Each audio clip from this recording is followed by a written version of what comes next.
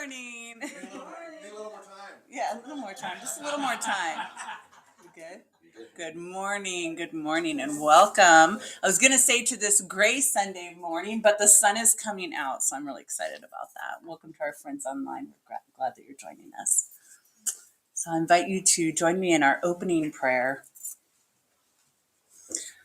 Divine presence, spirit source, we come together in community with open hearts and willing spirits. May we listen with curiosity to Reverend Jerry's message this morning, hearing not only the words spoken, but also the quiet messages whispered within, knowing that each of us receives exactly what is needed today, a touch of peace or clarity or a reminder of our own light. May we remember who we truly came here to be and allow that truth to shine through us. Amen. I welcome Reverend Jerry to the podium.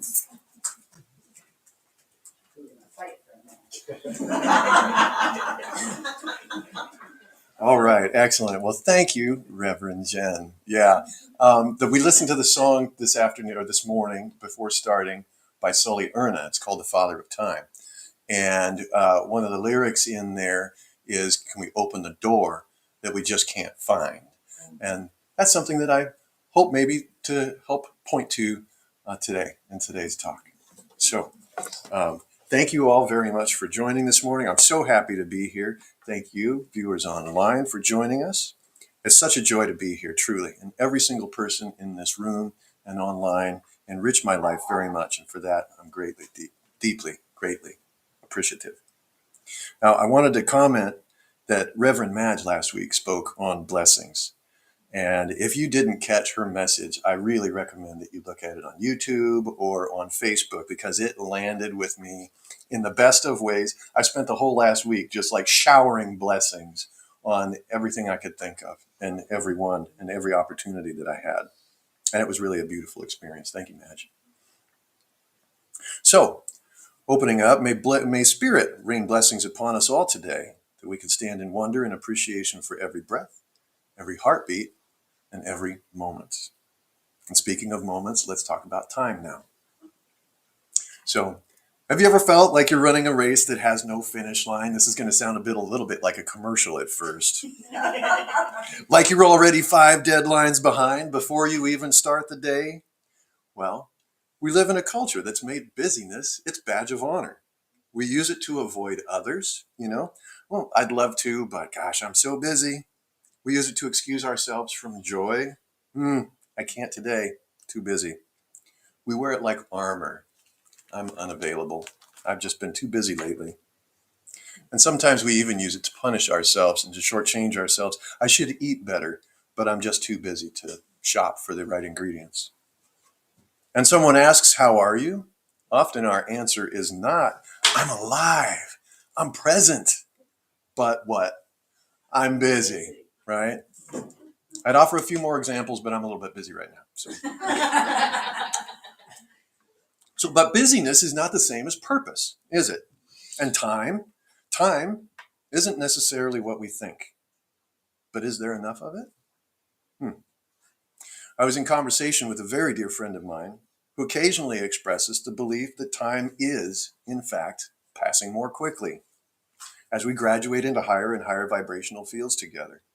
And this makes sense to me in that as we rise in our vibrational frequency, it makes sense that time might rise also and pass more quickly. If this is true, then eventually, as we awaken more and more and ascend into higher and higher vibrational fields, it would stand to reason that time would disappear completely and we would exist in the divine moment. That's a beautiful thought. This is where the Akashic lives. It's a whole nother topic of conversation, not for today, but I can't wait to visit that. Earlier this week also, just before a group discussion began, time and the feeling of not having enough of it was the common topic among those gathered that evening. And earlier this week, I was in a text conversation with yet another good friend of mine.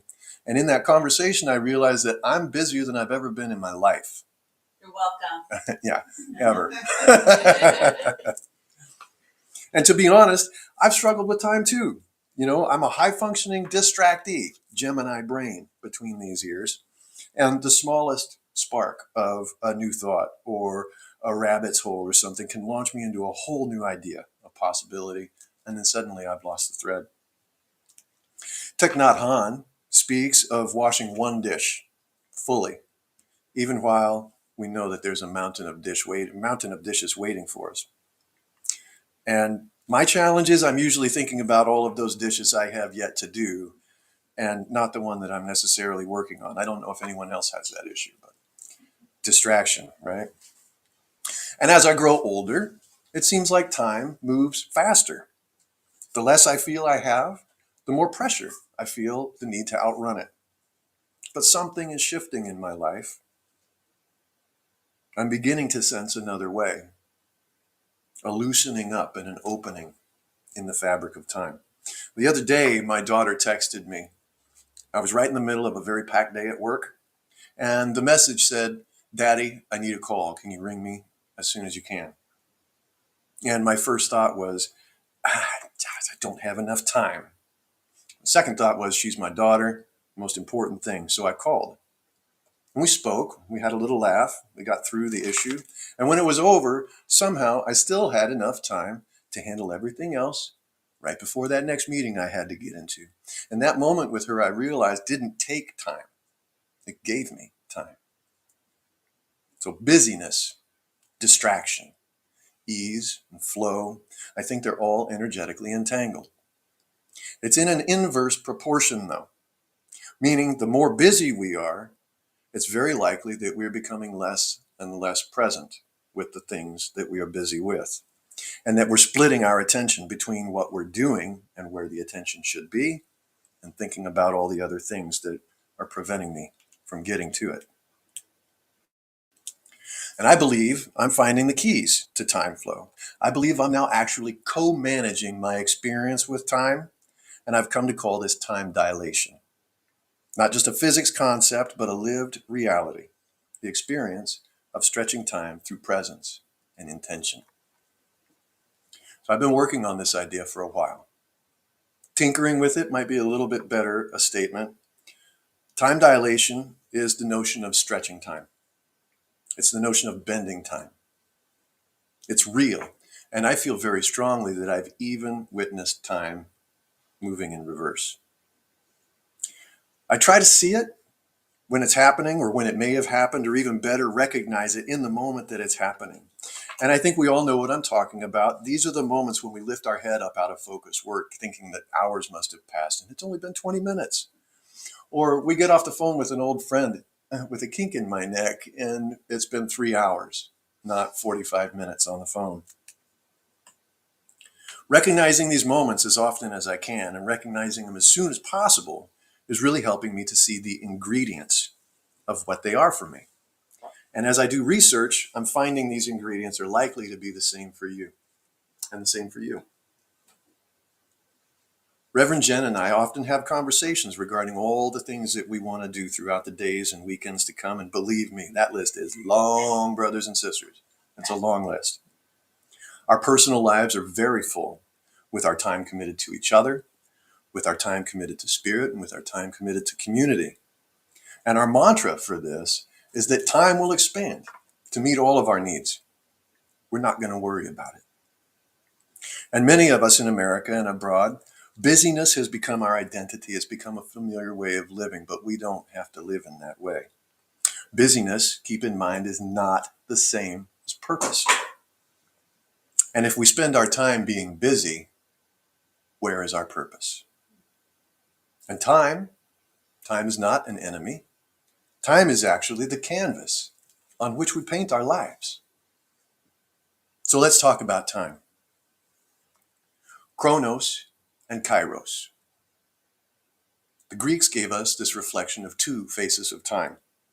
The first is chronos. In Greek thought, chronos is the word for sequential, measurable time. It's the kind of time you can put on a calendar or mark with a clock, right? It's quantitative, meaning hours, days, years. It's linear, moving from past to present to future. an unbroken line, right? And chronos is limited. It runs out. There's never enough time. In mythology, the Greeks even gave Chronos a role as a god, as a powerful devouring force who consumes everything, including his own children. And that image powerfully captures, for me, I think, how many of us feel about the clock today. It eats away at our lives, right? Day by day, hour by hour. What's next? So Chronos is that thing that whispers you're late. It's what sighs there's not enough time. It's the ticking clock and the relentless march that there's never enough. And most of us spend our lives enslaved to it. But then the Greeks gave us Kairos. Where Chronos measures seconds and minutes, Kairos measures meaning. Kairos is qualitative, not quantitative. It's not how much time, but what kind of time. Kairos is experiential. It's felt. It's not measured or seen on the watch. It's a single moment that can hold eternity. In ancient usage, Kairos meant the decisive, opportune moment, the archer's perfect release, where control, will, and conditions all align perfectly. The weaver's exact opening in the loom to shoot that shuttle through when weaving a blanket. It's the ripened moment when actions align with destiny. Spiritually, Kairos is the moment when the divine intersects with the ordinary and when time feels suspended and you just know this is it. This is it. Scripture even says that in the fullness of Kairos, Christ came. Not according to a schedule. He didn't say he'd be here in 30 days or whatever, right? But in the perfect unfolding of divine time. And where Chronos drains us, Kairos fills us. Where Chronos says never enough, Kairos whispers, the moment is everything. And when we're operating under Kairos, we run harder, but the clock always wins. And here's the truth. Kairos, the time that's on our watch, is a concept. It's an agreement. It's an understanding. And what we've agreed to and what we think we understand, we can transcend. Kairos gives time meaning. And when we live in Kairos, we stop being slaves to the clock and instead we enter the abundance of the present moment. Now here's the mystery. Time is not just physics, but time is also perception. Science tells us that time will bend at light speed or under tremendous gravity. Spirituality tells us that time will bend with a shift in consciousness. And think about it. In an emergency, seconds can unfold in what seems like an eternity. In routine, weeks can vanish in a blur. In novelty or awe, time feels expansive. And in distraction, it evaporates. Our perception of time bends with our focus. Presence expands it, novelty stretches it, and autopilot erases it. This is why prayer and meditation, flow, and deep attention dissolve the clock. They bring us back into Kairos. So how do we move from being busy to being purposeful in our day-to-day? How do we smudge out Chronos and move into Kairos? Well, first we have to stop worshiping busyness. A full calendar is not necessarily a full life. Rest is a luxury. Sorry, rest is not a luxury. Rest is fuel. I'll say that again. Rest is not a luxury, it's fuel. You're more than your to-do list. Second, change the frame. Make the mundane sacred. Feel the warmth of that cup of coffee.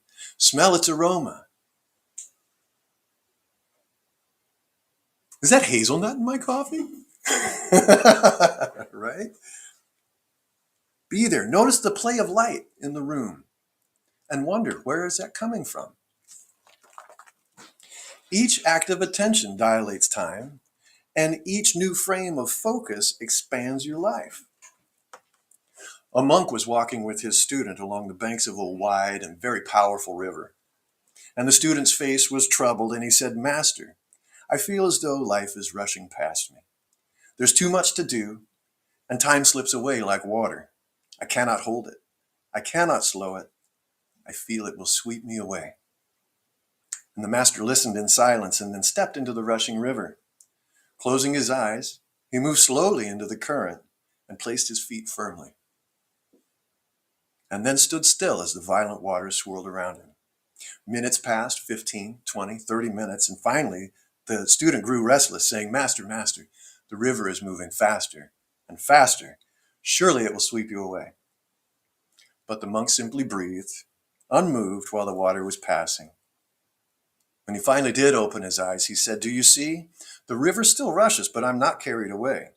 By standing still, I touch eternity." And he continued, "Life is the river, and time is the current. If you run with it or move carelessly, it will sweep you away. But if you stand present, rooted here, now, the river will flow around you. It will not drown you or sweep you away." And so the moral of this story is that time flows on always, but presence is the still point. It's the center of the current. And the benefit of presence is timelessness. For me, time stands still frequently when I'm in that space.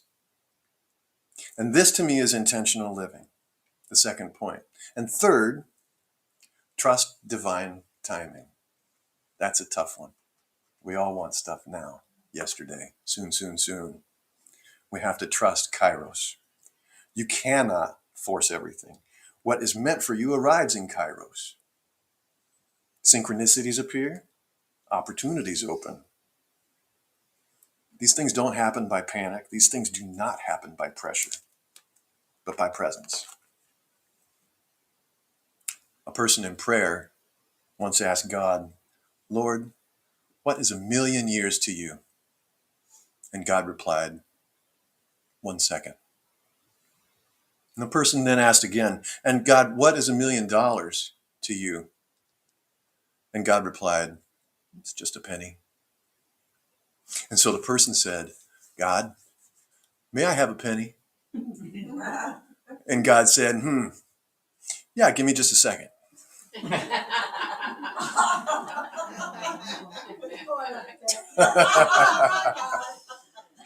Right.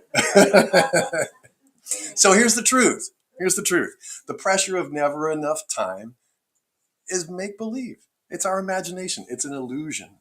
We're not a prisoner of the clock. We're creators of our experience. Life isn't about managing minutes. It's about mastering moments. And when you learn to live this way, time shifts. Life changes. Life no longer feels tedious. It doesn't feel like sand slipping through your fingers. Instead, it becomes rich. It becomes textured and luminous. Every day expands and every season deepens. And every year becomes a story that's worth remembering. And this is mastery. This isn't mastery of schedules. It's mastery of soul, right? This is mastery not of calendars, but of consciousness. And so the next time you feel the clock pressing down, pause, breathe, listen. Shift from Chronos to Kairos. Because when you master time, you master life itself. And when you master life, time will flow around you in the very best of ways. And in that moment, we go. And in that moment, we create.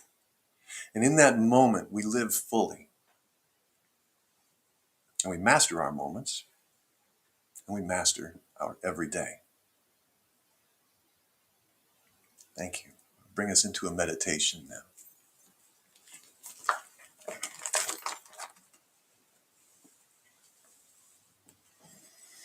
So take a deep breath and feel your body resting here. Your feet grounding into the earth and your breath moving in and out gently. With each inhale, notice your breath and hear the wind moving through your body. Now I'm going to take you to a place of busyness. Listen in your mind's ear to the sounds of busyness. Let's go to a very busy ocean beach. The crashing of waves, relentless and loud, a noisy call of gulls overhead. The chatter of people's voices all around you and the hiss of the wind, the shifting of sand. beneath restless feet. Every sound competing, every sound layering, every sound rushing. This is Chronos. This is the crowded, hurried ticking of life. And now, one by one, we'll let them fade. The chatter will dissolve into silence, and the gulls vanish into the distance. The wind softens,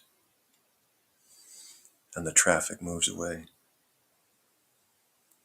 The crashing waves become a quiet, steady rhythm, just the slow, pulsing breath of the ocean. And let those waves slow until they stop. And all that remains is this moment. You have stepped out of Chronos, and you have entered Kairos, the timeless now. And here in Kairos, time opens. Look around in your mind's eye and imagine that the whole world has paused, frozen, perfectly still, so you can imagine any detail you wish at your leisure. Notice the glint of light on a single drop of water, or the intricate grain of sand beneath your feet.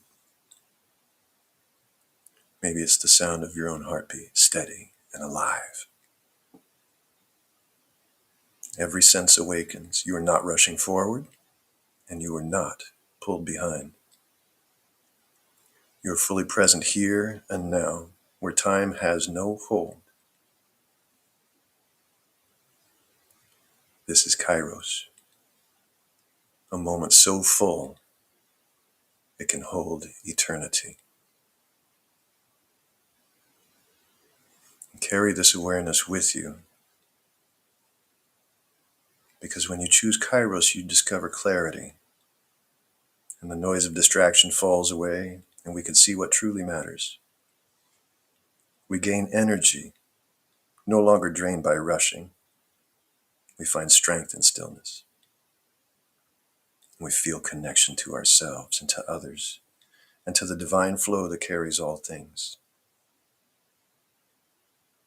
And as we take one final breath in, remember that you can carry Kairos with you.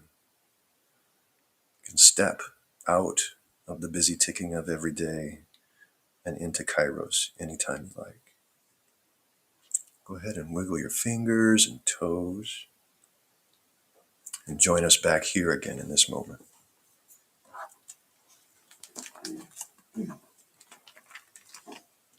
All right. Thank you. Thank you. Okay, so we are at the time in our service today for offerings. And as Reverend Lynn gets the basket ready, please do take and place your offerings in your hands or close to your chest. And that can be money is beautifully, wonderfully appreciated, and your time and talents are also very, very welcome. So we'll say, as this offering is prepared, may each gift carry the energy of generosity, alignment, and sacred intention, knowing that we are a part of the greater circulation of good. We know that whatever you can give is multiplied for the highest healing, growth, and service for you and for this community. As the offering basket is coming around, we thank you all for your generosity and for your continuing support of our good works. And so it is.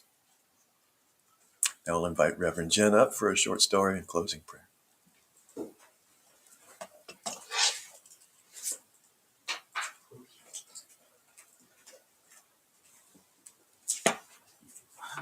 And as the basket goes around, I just wanted to share a couple quotes that I thought were relative to the message. So, the two most important days in your life are the day you're born and the day that you find out why. Isn't that nice? Yeah, yeah. Mark Twain. I was expecting you to say the day you die. No, the day you find out why. Right. And then Andy Warhol said, They always say time changes things, but actually you have to change them yourself. So Andy Warhol. And then there's more to life than increasing its speed. And that was by Mahatma Gandhi. And then just a little quick, not a story, but like a parable. A student asked, what is the best time to plant my dreams? And the teacher pointed to an apple tree and said, 20 years ago. The student frowned, and the teacher laughed and said, the second best time is right now. I thought that was sweet. And I'll invite you to join me in our closing prayer. We close this service in gratitude, giving thanks for the time we have shared together. As we move through our lives, may we move beyond the busyness that clouds our hearts and step into the purpose that calls each of us, reminding us to honor each moment as sacred, living with intention, to remember that even in the rush of days, we carry the eternal with us. May the insights, lessons, and quiet wisdom we have received here continue to guide us, nurture us, and inspire our actions. Amen. And we say goodbye to our friends online. From our heart to yours, be well. And I will invite Reverend